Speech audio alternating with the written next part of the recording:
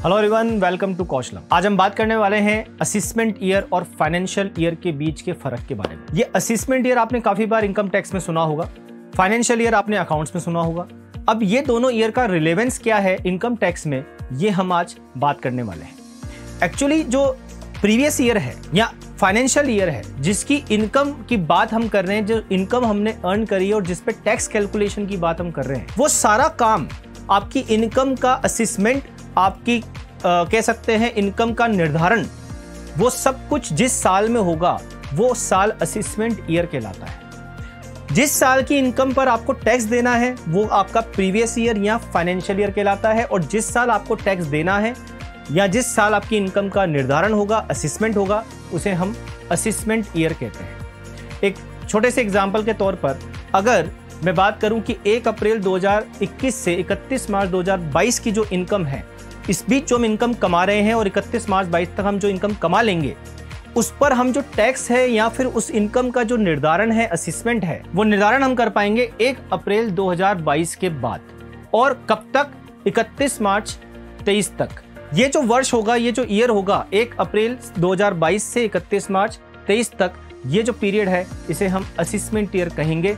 कौन से previous year के लिए, कौन से फाइनेंशियल ईयर के लिए?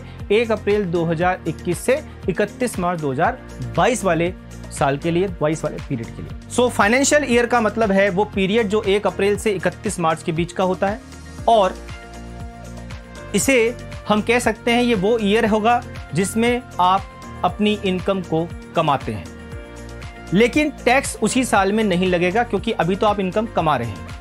अब आपकी इनकम कितनी हुई उसका डिटर्मिनेशन होगा और फिर उस पर टैक्स की कैलकुलेशन होगी।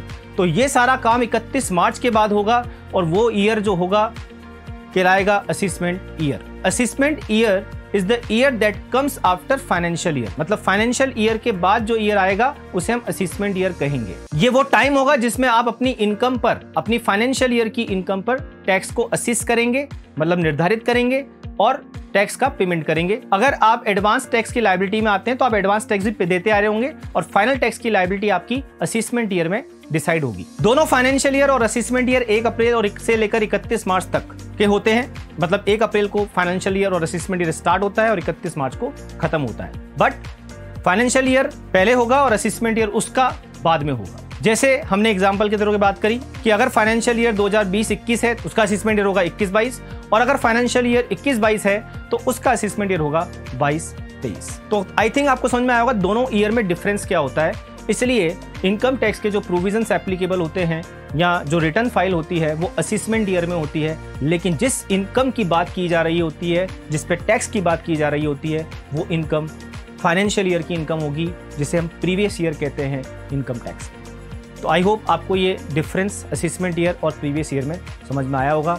ऐसी कुछ इंटरेस्टिंग इन्फॉर्मेशन के लिए आप डाउनलोड कर सकते हैं कौशलम ऐप, और आप ज्वाइन कर सकते हैं कौशलम का ई अकाउंटेंट कोर्स।